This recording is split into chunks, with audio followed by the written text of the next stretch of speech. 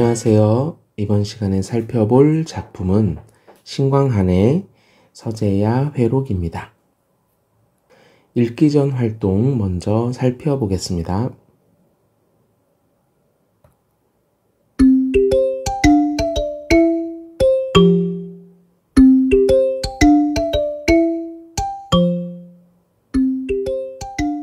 네, 먼저 읽기 전 활동에서 우리 제목을 먼저 한번 생각해 볼게요. 자, 이 소설의 제목은 서재, 야회, 록 이렇게 끊어서 먼저 제목풀이를 해보면 좋습니다. 서재는 우리 책을 읽고 쓰는 그런 곳이죠. 서재라는 곳이고요. 그 다음에 야회는 밤에 모임을 가졌다라는 얘기입니다. 그래서 서재 야회록은 글방에서 서재에서 밤에 모임을 가진 기록이다 라고 우리가 제목을 풀이할 수 있겠습니다. 자, 그러면 이 서재에서 누가 밤에 이런 모임을 가졌을까 라고 우리가 생각해 볼 수 있겠죠. 여러분들이 글을 읽어보시면 금방 알 수 있겠지만 여기에서는 문방사우, 네, 그래서 붓, 먹, 벼루, 그 다음에 종이, 이렇게 문방사우들이 여기 밑에 두 번째 설명해 놓은 것처럼 가전체와 같이 비슷한 역할을 합니다. 그래서 이 문방사우들이 가전체에서는 그렇죠, 사물을 의인화해서 글이 쓰여진 장르였죠. 그래서 여기서 문방사우들이 의인화돼서 서로에 대해서 얘기를 하고 주인과의 인연에 대해서 얘기하는 그런 구성을 보여주고 있습니다. 그런데 이 작품은 가전체와는 조금 다른 구성을 지니고 있어요. 미리 얘기하자면 가전체는 사물을 의인화해서 전기 형식으로 쓴 문학 양식인데, 이 작품 같은 경우에는 그 사물을 의인화한 거는 같지만 그 사물들의 일대기를 그려낸 것이 아니라는 점에서 일반적인 가전체 문학과는 조금 다른 성격을 가지고 있고 다른 구성을 가지고 있다라고 볼 수 있습니다. 그러면 소설은 여러분들이 꼭 처음부터 끝까지 읽어보시고 지문은 끝까지 꼼꼼히 읽어보시고 그 다음에 선생님이랑 세부 내용을 간단하게 살펴보도록 하겠습니다. 네, 그러면 소설 읽고 보겠습니다. 작품 살펴보도록 하겠습니다. 소설을 읽었기 때문에 핵심 부분을 중심으로 내용을 확인해 보도록 하겠습니다. 자, 한 사부가 있었고요. 자, 그 사부, 요 사부가 주인공이죠. 그렇죠. 주인공입니다. 자, 이 사부는, 여기에서 사부는 밑에 보면, 정리해놨는데, 사대부의 준말이라고 되어 있어요. 사대부의 준말. 그러면 우리가 알 수 있는 건, 이 사람은, 그렇죠, 벼슬자리에 올라갈 수 있거나, 또는 올라갔다가 내려온 경험이 있는 사람이구나, 라는 걸 우리가 생각해 볼 수 있고요. 이 사람의 성명은 생략하고 옛것을 좋아하고 쭉 이렇게 보다가 요 부분 한번 볼게요. 세상으로부터 배척당했다라고 되어 있습니다. 세상으로부터 배척당했다. 그렇죠. 요거는 현재 작가의 처지가 잘 드러나 있는 부분이에요. 세상으로부터 배척을 당했기 때문에 지금 세상과 인연을 끊고 어떻게 보면 혼자 살 수밖에 없는 상황이다 라고도 볼 수 있어요. 그런데 사대부가 세상으로부터 배척을 당했다라는 건 자신이 이루고 싶은 뜻이나 의지 이런 것들을 표현할 수 있는 방법이 없겠죠. 그렇죠? 자, 뒤에 부분 쭉 읽어보시면 그래도 뜻만은 크고 넓었다 라고 얘기하고 있고요. 일찍이 달산촌에서 별채를 지은 적이 있는데 여기 보시면 문을 닫아 걸고 왕래를 끊고는 오직 책만을 즐겼다. 이웃집도 그의 얼굴을 보지 못한 지가 몇 년이 되었다 라고 얘기하면서 혼자 외롭게 지내고 있다는 걸 알 수 있습니다. 자, 한가위가 되었고 날씨가 굉장히 좋았나 봐요. 밝은 달이 빛나고 맑은 이슬이 영롱했다. 자, 이런 자연 환경에서 송옥이 가을을 슬퍼하던 뜻이 오싹 생겨나고, 자, 송옥이라고 하는 그 다음에 이백이 달을 즐기던 흥치가 은근히 일어났다라고 얘기하면서 송옥의 고사와 달을 노래한 이백의 고사를 이렇게 언급을 했습니다. 그래서 이 작품은 고사가 굉장히 자주 등장한다라는 특징을 가지고 있습니다. 서당을 걸어 나와 뜰을 거니며 혼자 읊조렸다 라고 하면서, 네, 그렇죠. 시가 들어가네요. 자, 시가 삽입이 되어 있습니다. 이 시는 일반적으로 네, 주인공의 정서나 상황 이런 것들을 잘 드러내주고 있는 시입니다. 자, 그러면 실제로 어떤 내용의 시인지 간단히 살펴볼게요.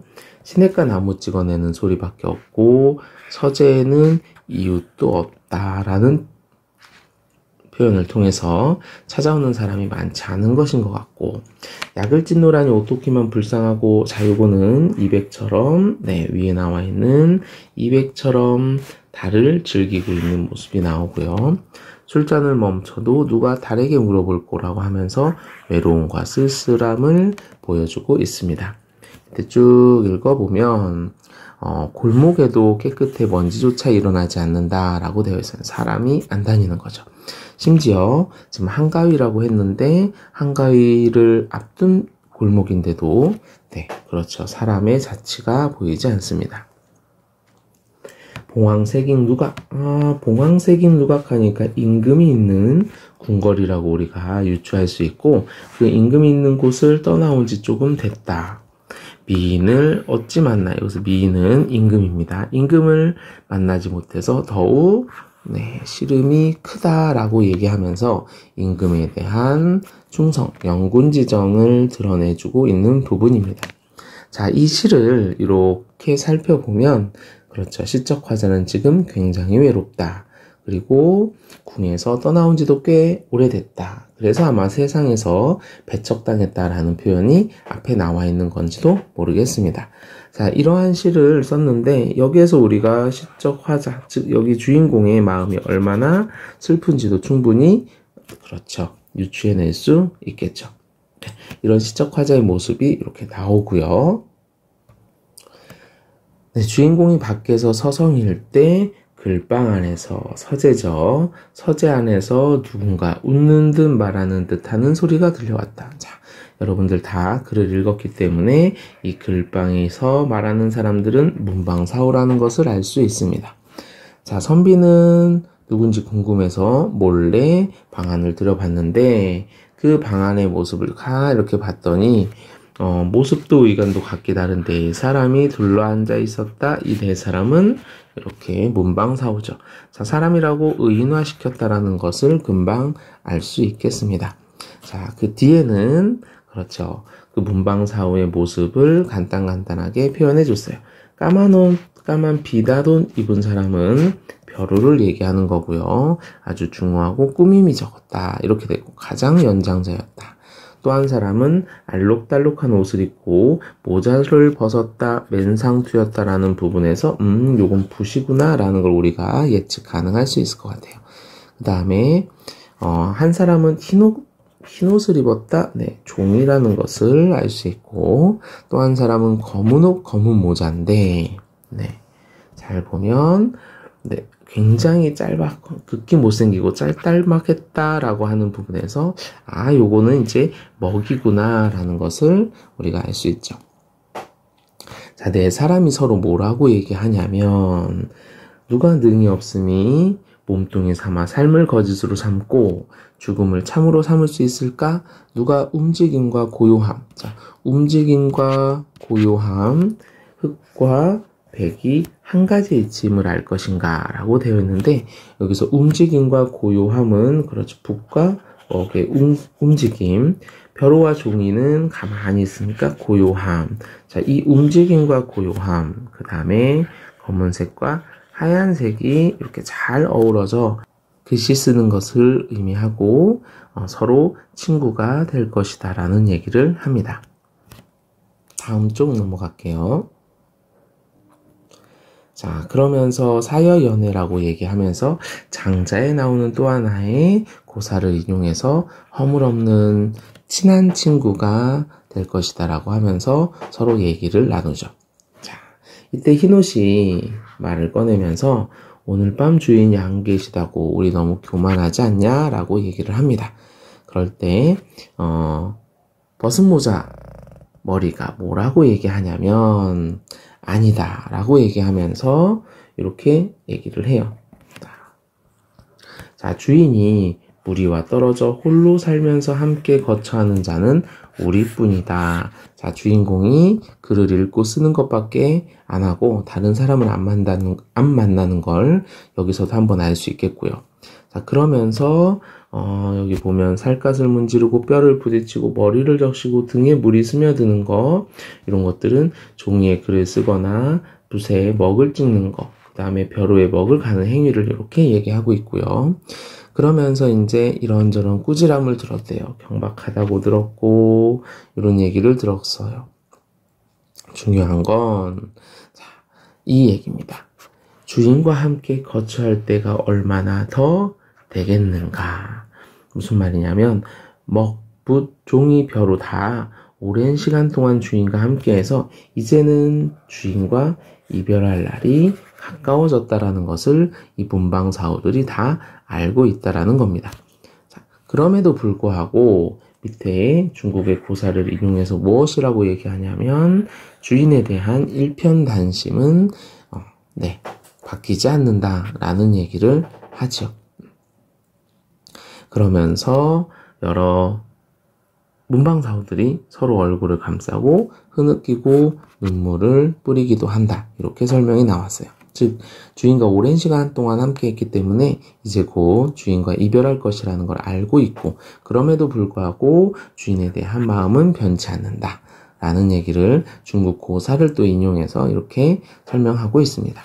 자, 그 다음부터 나오는 얘기는 자, 종이가 아니 우리 오래간만에 만났는데 이렇게 회포를 조금 풀어야 되지 않을까, 계속 울고 있을 수만은 없다 라는 얘기를 합니다. 그러면서 버섯모자를 희롱하였다. 여기서부터는 이 희롱이라고 하는 건 말 그대로 즐겁게 노는 거라고 생각하면 됩니다. 그래서 여기에서는 유희적인 이야기가 쭉 진행이 돼요. 자, 여기서부터는 유희적인 이야기가 쭉 진행이 됩니다. 그래서 버섯모자가 웃으며 얘기했고 그 다음에 또 시를 모른다고 얘기하면서 검은 옷이 까만 비난 눈에게 또 무슨 얘기를 하고요. 자, 여기서부터 쭉 뒤에 얘기는 중략 부분 전까지 여기까지의 얘기는 좀 전에 얘기했던 것처럼 서로 놀리면서 즐겁게 지내는, 이야기하는 부분을 표현하고 있습니다. 자, 중간중간에 여기 선생님이 밑에 설명을 해놨기 때문에 이 부분 보면 어떤 내용이구나 라는 걸 우리가 이제 파악할 수 있을 것 같고요. 자, 이렇게 해서 중략 부분 줄거리까지 한번 내려가 보겠습니다. 네 사람이 시를 짓는 것을 지켜보던 선비는 그들이 괴상한 물건이라는 것을 알게 돼요. 그래서 선비는 그 괴상한 물건이라는 걸 알고 그들 앞에 나섭니다. 그리고 재밌는 건 서로를 소개한 후에 시를 짓어서 자신의 생각을 드러내면서 세상사 이야기를 서로 얘기를 나눕니다. 그리고 이 네 사람은 자신을 멀리 내버리지 말라는 당부를 하고 사라져 버리죠. 다음 쪽 넘어갈게요. 자, 이렇게 하룻밤을 보낸 선비는 말똥말똥 잠을 잘 수가 없고요. 그 다음에 만났던 일을 뒤미쳐 생각하니 거의 알듯도 탄데 해가 이미 창문을 비추고 있었다라고 얘기합니다. 자, 여기서 중요한 건 방 안에 붓과 벼루, 종이먹을 실제로 살펴봤어요. 그랬더니 실제로 문방사오들이 얘기했던 너무 낡아서 이별해야 되는, 헤어져야 되는 상황이라는 것을 알 수 있게 됩니다. 벼루의 모습과 붓의 모습, 먹의 모습, 그 다음에 종이는 심지어 장독 뚜껑 대신 쓰이고 있다는 것을 알게 되었습니다. 그래서 선비가 바로 이 모든 것을 이해하게 돼서 종이에 나머지 세 물건을 싸서 뭐 하냐면 으슥한 곳에 묻으면서 글을 지어 제사를 지내 주었다. 이 제사를 지내 주었을 때 여기엔 나오지 않지만 그렇죠. 제사를 지낼 때 쓰는 제문이라는 게 있어요. 이 제문의 내용은 문방사후에 대한 감사의 표현이나 여러 가지 이야기들이 써져 있습니다. 자, 그래서 제문을 지어주면서 문방사후에 예의를 갖춰서 떠나 보내줍니다. 그래서 나중에 이 작품 뒷부분에 문방사후가 다시 꿈속에 나타나서 너무 고맙다고 얘기를 하고요. 그 덕에 주인공은 40년을 문방사후들이 더 살게 해준다. 이런 내용으로 마무리가 됩니다. 자, 되셨죠? 그러면 이 작품의 서술상의 특징을 우리가 함께 정리해 보고요. 이 작품을 작가가 왜 썼는지 정리하는 부분에서 살펴보고 작품 설명 마무리하도록 하겠습니다.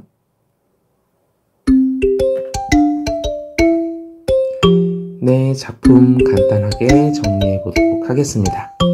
자, 우선 우리 안에서도 봤지만 이 작품에서는 서술상의 특징을 한번 정리해 봐야 되겠죠. 첫 번째, 사물을 의인화한 가전제 양식을 가지고 있다. 그 다음에 두 번째, 시문이 들어가 있다. 시문. 첫 번째 우리 앞부분에서 네, 그렇죠. 주인공의 상황을, 처지를 잘 드러낸 시를 우리가 살펴볼 수 있었고요. 그 다음에 고사, 각종 중국 고사들이 굉장히 많이 들어가 있습니다. 그렇죠? 네, 뭐 이백, 송옥 이런 사람들의 상황도 고사도 들어가 있고요. 그 다음에 조원진의 고사도 들어가 있고, 그래서 다양한 고사들이 들어가 있다라는 것을 알 수 있고, 자, 그 다음에 전기적 요소가 쓰였다라는 점. 전기적이다라는 건 사물이 네, 그렇죠, 물개가 돼서 아주 괴상한 물건으로 이렇게 나타나서 사람처럼 얘기하는 부분, 이런 것들을 통해서 요건 전기적인 특징을 가지고 있구나 라는 걸 알 수 있고요.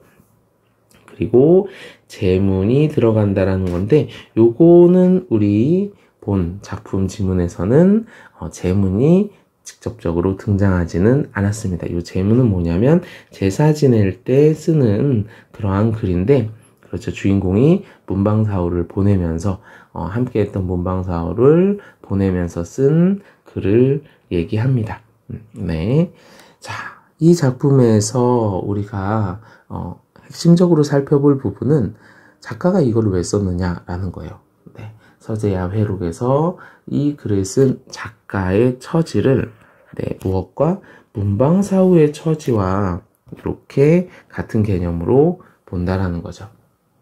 그래서 이 작품은 문방사후의 붓, 벼루, 먹, 종이와처럼 주인과 함께 오래해서 많이 낡은 모습이 마치 세상과의 인연을 끊고 시골에서 은둔 생활을 하는 작가의 상황과 굉장히 비슷하다라고 하는 점을 그려낸 소설이다. 이렇게 정리해 볼 수 있겠습니다. 그래서 선생님이 이렇게 그림 밑에 함께했던 문방사후를 추모한다 라고 해놨고, 이 함께했던 문방사후를 추모하듯이 작가도 문방사후를 의인화해서 자신의 처지를 간접적으로 그려냈다. 이렇게 정리해 볼 수 있는 소설입니다. 서재야 회록 이렇게 정리해 보겠습니다. 수고하셨습니다.